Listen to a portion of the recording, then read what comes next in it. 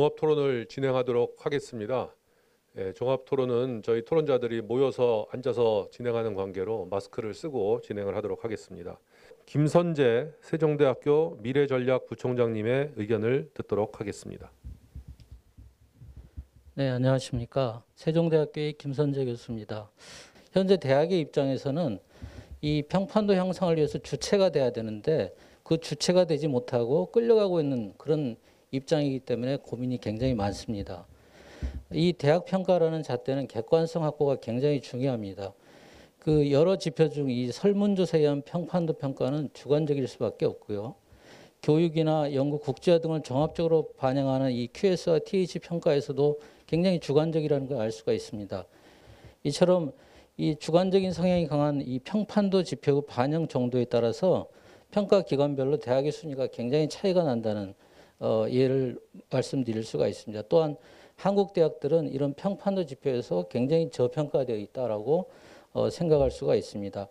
다시 말해서 이 설문조사 기반의 평가 지표라는 것은 대학의 규모, 역사, 명성 등에 좌우될 수밖에 없습니다. 이 각 평가 기관들이 이런 설문조사 기반의 평판도 점수를 계속해서 반영하는 한 우리 대학들은 어쩔 수 없이 새로운 참여 전략과 홍보 전략들을 세울 필요가 있습니다. 대학이 살아남기 위해서는 외국인 유학생 확보가 굉장히 중요합니다. 이 외국인 유학생 확보에 있어서 세계대학 평가는 새로운 홍보 전략으로서 중요한 가치가 있습니다. 동남아에서 유학 오는 유학생들은 대부분 한국 대학의 정보를 잘 알지 못하기 때문에 세계대학 평가 결과를 통해서 정보를 상당 부분 얻는다라고 이야기를 하고 있습니다. 현재 저희 대학들은 외국인 유학생을 유치하기 위해서 무료에 가까운 장학금을 제공하고 있습니다. 이런 등록금도 동결되어 있는데 재정적인 부담이 굉장히 큰 상황이라고 말씀드릴 수가 있습니다. 대학은 정책 수립에 반영을 하고 학생은 대학 선택의 참고 자료로 될 수 있습니다. 이 세계대학 평가가. 그래서 세계대학 평가는 굉장히 중요한데 대학은 현재까지 단순하고 기계적인 노력에 의해서 평판도 향상을 하겠다는 그런 노력은 굉장히 한계를 가지고 있습니다. 평가 지표들을 자세히 살펴보면 이 국제공동연구에 대한 평가 지표가 반영되어 있는데 이게 제가 생각에는 평판도의 단점을 보완하고 있다고 생각을 합니다. 그래서 국제공동연구의 지원 프로그램을 좀 더 세밀하게 기획을 해야 한다고 생각을 합니다.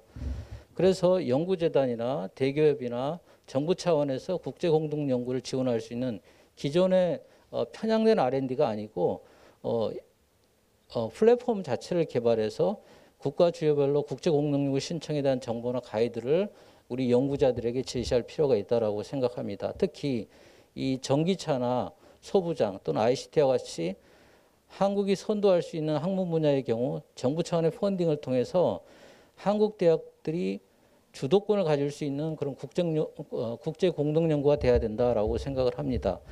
또 세계대학 평가는 대학의 재정 투자와 밀접한 관계를 맺고 있습니다. 공동 연구 투자에 집중한 싱가포르의 난양 대학들을 보십시오.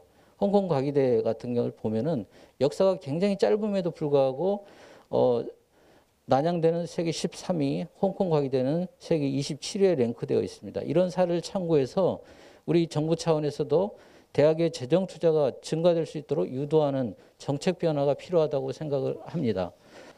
저희 한국에 있는 대학들이 세계적 수준의 대학으로 발돋움하기 위해서는 대학 홍보 효과를 좀 더 강화해야 되고 이 근시안적 안목을 가지고 있는 상황에서 이것들을 탈피할 수 있는 수단으로 중요하게 활용할 수 있는 게 세계대학 평가다 이렇게 생각을 합니다. 네, 감사합니다. 예, 김선재 부총장님 좋은 말씀 감사합니다. 다음으로 김용표 이화여자대학교 대학원장님께 의견을 부탁드리도록 하겠습니다. 우리나라는 상당히 많은 대학들이 사립대학들인데 사립대학의 그 비전과 가치가 그냥 묻혀버리고 외국의 그 특히 이공계 그 지표들로 평가되기 때문에 그 많은 대학들이 그런 그 소위 말하는 꼬리가 몸통을 흔드는 그 부작용이 있다고 생각합니다. 그래서 이제는 우리도 그 상당히 그 경제력이나 연구력에서 선진국이 되었기 때문에 좀 더 주관을 가지고 이 대학 평가를 임의에 대해야 된다고 생각하고요. 제가 생각하는 방향은 크게 한 세 가지입니다. 하나는 대학 자체가 자신의 비전과 가치에 대해서 중점을 둬야 될 것 같습니다. 특히 뭐 어떤 대학 같은 경우에는 인문대이나 예체능 쪽이 이제 강한 학교가 있다면 그런 학교들은 지금 대학 평가에서 이렇게 평판이 높을 수가 없거든요. 그랬을 경우에는 자기가 추구하는 가치를 따라가야 될 것 같고요. 그리고 정부 지원에 대해서는 저는 두 가지 생각이 있습니다. 하나는 이제 대학 평가가 이제 민간 기구가 하는 건데 여기서 우리가 국가가 정책적으로 어떤 지원한다는 거는 득보다는 실이 클 것 같고요. 정부가 해야 될 것은 대학들 그리고 대학에 있는 구성원들, 교수와 학생들이 교육과 연구를 잘하게 하는 지원을 이제 해야 되는데요. 예를 들어서 국제화라든지 논문 피인용 지수 같은 것들이 지금 우리가 약하다고 하는데 지금 정부의 R&D 사업들을 보시면 그런 것들을 권장하는 프로그램들이 있고요. 뭐 양국 간 공동 연구, 다자 간 공동 연구의 자체가 연구비가 지금 상당히 많이 지원되고 있고 그리고 개별 사업에서도 과제에서도 국제 공동을 하면은 가산점을 준다든지 여러 가지 소위 말하는 인센티브가 있습니다. 그럼 그럼에도 불구하고 왜 안 되는지를 평가해서 국제 공동 연구를 활성화하는 방안 그런 것들을 이제 정부가 연구 개발 과제를 할 때 제도적으로 해야 되는데요. 형식적으로는 장려를 하지만 실질적으로 국제 공동을 실질적으로 하려고 그러면 엄청난 많은 제약들이 있습니다. 그러니까 정부는 대학 평가가 아니고 국제 공동을 잘할 수 있는 방안을 제도적인 방안을 모색하고 또 이 국제 공동을 통해서 인용이 잘 될 수 있는 좋은 논문을 쓰는데 지원을 해야 될 거라고 생각합니다. 네, 김영표 원장님 감사합니다. 대학 평가의 장단점, 특히 사립대학의 입장을 잘 정리해 주셨고요.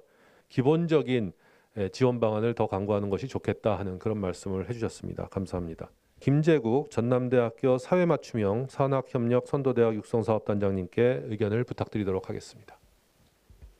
네, 안녕하십니까. 전남대 김재국입니다.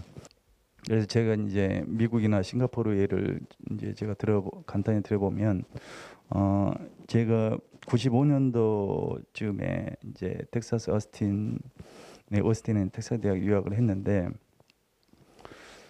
너무 저는 깜짝 놀라는 게 애국 학생, 저를 포함한 애국 학생 대학원생들 비율이 너무 높은 겁니다. 저희는 제가 보기에 그때 당시만 하더라도 거의 50% 이상은 이제 외국 학생들이고 외국 대학원생들이고 그래서 저는 제 마음속으로는 야 정말 미국이라는 나라가 너무 고맙다 이렇게 장학금 다 주고 공부시켜주고 그리고 그 나라에 직장도 갖게 해주고 너무 고맙다 생각했는데 지금 시간이 지나와서 제가 보니 미국이라는 나라가 저희 같은 어떤 외국 대학원생들을 끌어들임으로써 그 나라가 이익인가? 아니 제가 더 이익인가? 결국 그 나라가 궁극적으로는 승자인 것 같아요.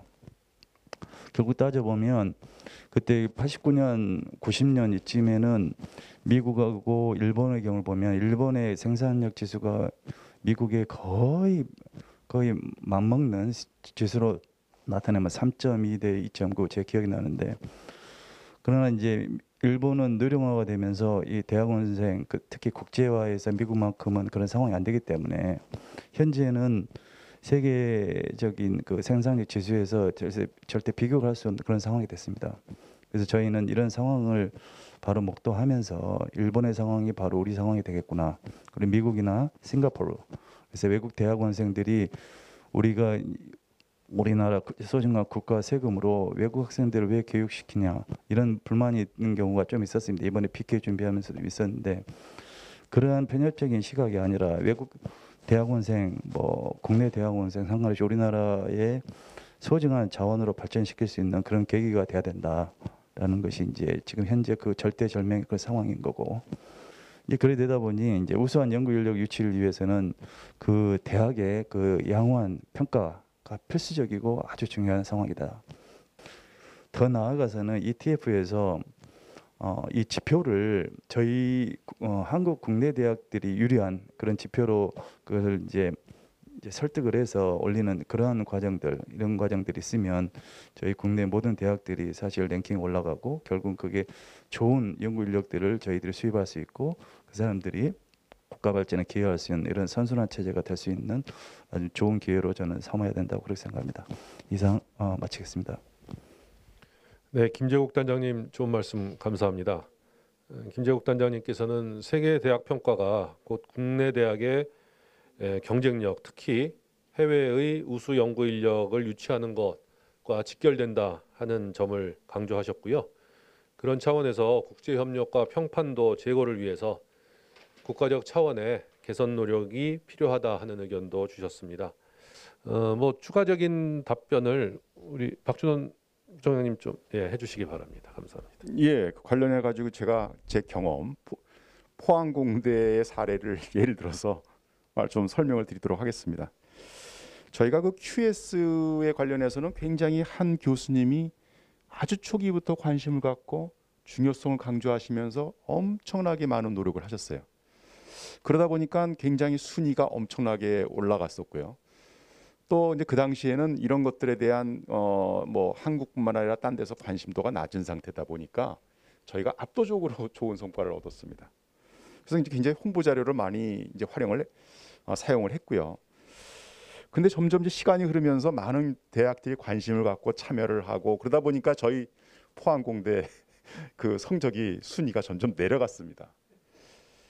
그러다 보니까 이제 어떤 그 두 가지의 이제 반응이 있었습니다. 하나는 야, 대학이 나빠지고 있는 거냐. 다른 쪽에서는 이제 그런 거에 관련해서 이제 뭐 동문이라든지 뭐 졸업생이라든지 뭐 여기서 많이 이제 왜 포항공대가 나빠지고 있습니까? 심지어는 이사장님까지도 이제 걱정을 하는 이제 그런 일이 벌어졌고요. 또 한 측에서는 뭐냐면은 우리 이제 그동안에 많이 디스커션된 것처럼 실질적인 평가의 지표와 그 비율이 맞지 않다. 그러니 거기에 너무 연연하면 안 된다라는 또 그러한 의견을 가지신 교수님들이 많았습니다. 그래서 저희가 한 근 10년간 무시하고 살자. 근데 그렇게 살았습니다. 실제로 포항공대에서 쭉 지나다 보니까 그런 의견이 후자의 의견이 굉장히 팽배를 해가지고 뭐 생각하시는 것처럼 이제 순위는 떨어진 상태죠. 그래서 이제 현재로서는 또 이제 그 어떻게 생각을 하냐면 있는 그대로를 잘 표현해서 그만큼만 평가를 받자. 그러니까 잘 했는데도 불구하고 뭐 너무 신경을 안 써서 평가를 잘 못 받는 건 그거 너무 손해 아니냐. 그래서 어느 정도 신경을 쓰자. 그래서 QS를 이렇게나 THL을 들여다보면은 그 타 국가에서 우리 포항공대를 아느냐, 어떻게 생각하느냐, 뭐 이런 것들이 굉장히 중요한 질문의 항목으로 돼 있습니다. 외국에 있는 학생들이 앞으로는 상당히 많이 우리 나라에 와서 교육을 받고 우리 산업에 가서도 또 일을 해줘야 되는 오픈 소사이어티를 완성하고 이룩을 하려면 외국인과의 그 교류와 또 유치 이런 것들이 매우 중요한데 이런 걸 완전히 무시할 수 있는 상황은 아닌 것 같다라는 이제 생각 때문에 이제 이게 서로 두 개의 이 팩터들이 서로 줄달리기를 하고 있는 상황이고요. 근데 만약에 제가 이제 어떤 대안이 있느냐?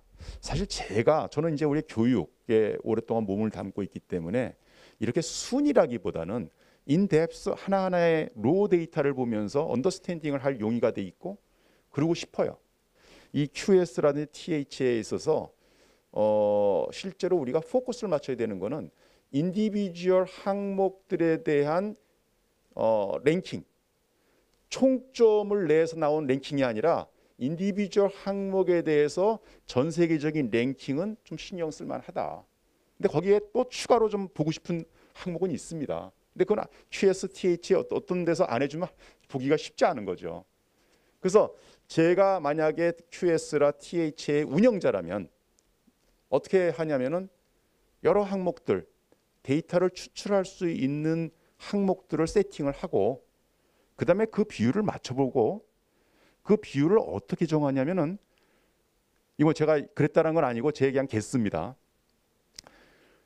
칼텍이나 하버드나 MIT나 옥스포드나 캠브리지가 우선순위로 높은 순위에 될 수 있도록 비율을 정할 것 같아요. 왜냐하면 그게 만약에 그런 대학들이 순위가 밑으로 내려가 있으면은 딴 사람들이 어떻게 인식하냐면은 니네들의 평가는 형편없다, 믿을 수가 없다라고 얘기를 하기 때문에 그런 거 시뮬레이션을 다 해가지고 이 평가에 이 비중이 나온 게 아닌가라는 저는 그냥 그렇게 개수를 합니다. 안타까운 건 뭐냐면은 이거를 너무 단순화해 가지고 랭킹이라는 걸로 그냥 탁 표현을 해서 어느 대학은 50입니다. 어느 대학은 100입니다. 이 말하는 자체가 사실은 잘못된 일이다. 근데 그럼에도 불구하고 완전히 놔버릴 수가 없는 게 아까 말씀드린 국제 우리 외국에 있는 인력들을 데려올 때 아주 단순한 제가 그랬듯이 그 학생들도 그럴 테니 이걸 갖다가 완전히 무시하기에는 좀 어려운 면이 있어서 참 안타까운 생각이 현재 들고 있습니다. 예, 이상입니다. 예, 아유, 감사합니다. 거의 그 완벽한 답을 해주신 것 같습니다.